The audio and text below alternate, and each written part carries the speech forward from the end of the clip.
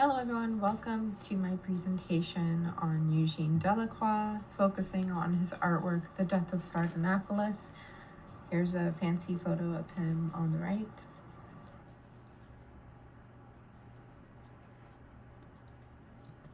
So a little bit of Eugene Delacroix. He belonged to an upper middle class family, so he didn't really come from a wealthy background and spent much of his youth in poverty.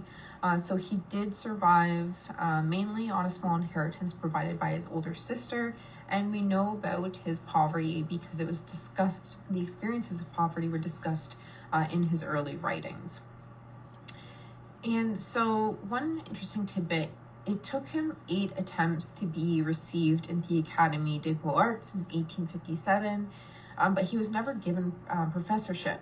So he grew a large distaste for authorities, and I think that sort of is represented in his works already. And The Death of Sardanapalus, the work we'll be looking at today, nearly ruined his career. So here's the painting on the right, and at the top left we can see the king Sardanapalus, the Assyrian king. So he is a king from the 7th century, and he first appeared in Lord Byron's book Sardanapalus, which was published in 1821. This was 6 years before the painting by Delacroix was created.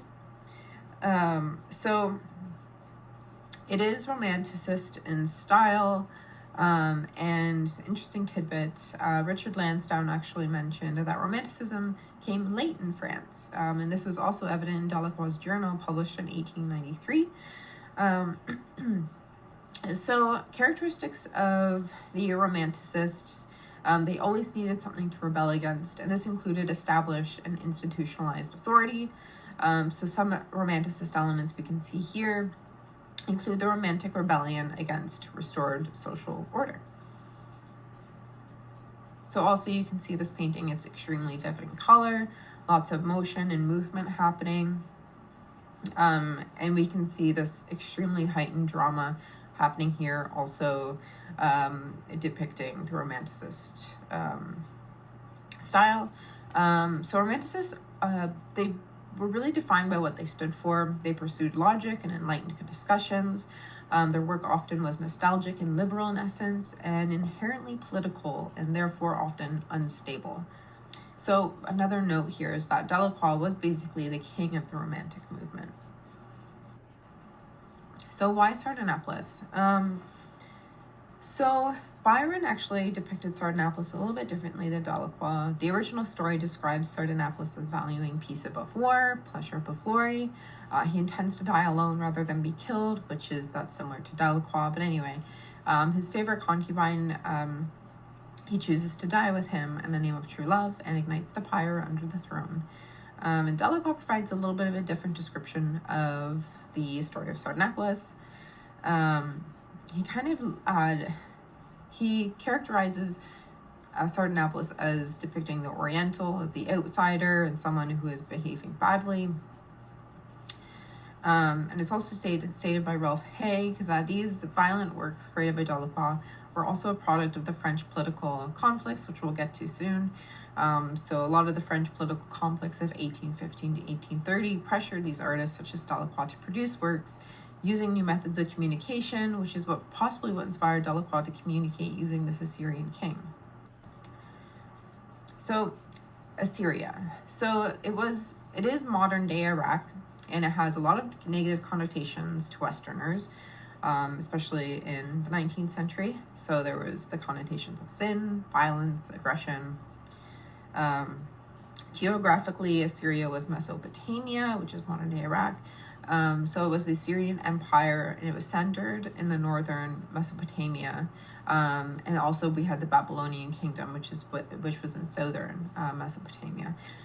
So interesting fact is that there was no excavations of Assyrian ruins conducted until the 1840s. So we might think that Delacroix would have perused publications of the antiquities of other ancient Near Eastern civilizations. So he would have had to do his research and search for appropriate elements of the architectural details that we can see in Sardanapalus.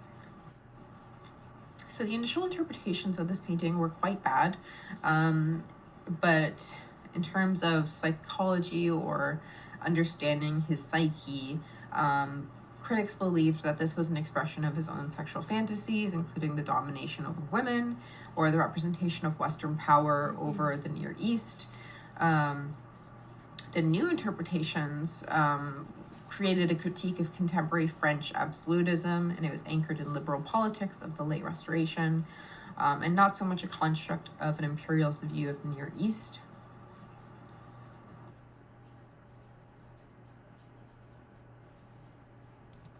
So the political environment that Delacroix was living in was post-French Revolution, and there was this rise of the public sphere and public opinion apart from the court or state. There was a development of new kinds of urban consumer culture and the emergence of novel gender norms. And there was these changes in habits of listening, looking, reading, communicating, and experiencing emotions, including both pleasure and fear. And there were these shifts in religious practice and belief. So essentially, the French Revolution was like a revolution in culture. It's also argued that by Elizabeth Fraser that Delacroix's depiction of the Assyrian king was related to France's disorderly ruling body of the monarchy, even a celebration of the end of royal autocracy, and influenced by the execution of Louis XVI, the King of France, during the Revolution. And this was the post-revolutionary society of Restoration France. Social environment. So, a little bit about his background socially. He met Theodore Géricault in 1819, and this essentially changed a bit of his life because Theodore Géricault passed along his own commission of the Virgin of the Sacred Heart to Delacroix, and this was crucial to the financial stability of Delacroix. He even wrote a letter saying, "I just received a commission which may bring in some money." So he was kind of just getting by. And so the Sardanapalus first appeared in the Paris Salon from November 1827 to February 1828, but it had such bad reviews that he took it back to the studio, and it didn't reappear until 1921 when the Louvre bought it. So the reviews of the painting were negative. Many of his supporters even abandoned him, so he probably felt isolated. He was mocked, and of his earlier paintings, this was the only painting not purchased by the state. And surprisingly, what sparked criticism initially of Sardanapalus was its irregular composition and unrestrained color, rather than the overt sensuality and violence, at least in the earlier years. So criticism of the violence came a bit later. And despite being romantic in nature, Delacroix really just resisted these labels of being romantic, the kind of, typical romantic. Okay, so last slide, probably one of the most important parts that I wanted to talk about was why is it harmful? So we see depictions of this violence against women, and we read about feminist studies, and one scholar, Joan Dijon, says in her essay that it is suspected that the continued representation of violence against women can proliferate real-life acts of violence directed against women. So essentially, it can inspire acts of violence, or it can dismiss representations of violence against women because they're just so ubiquitous. And so this begs the question, things to think about coming to the end of the presentation. Does the depiction of violence against women encourage more images like this? And does it make it seem okay to render women being abused, or even to abuse them in the real world? So I just wanted to say thank you for listening to my presentation, and I'm super excited to listening to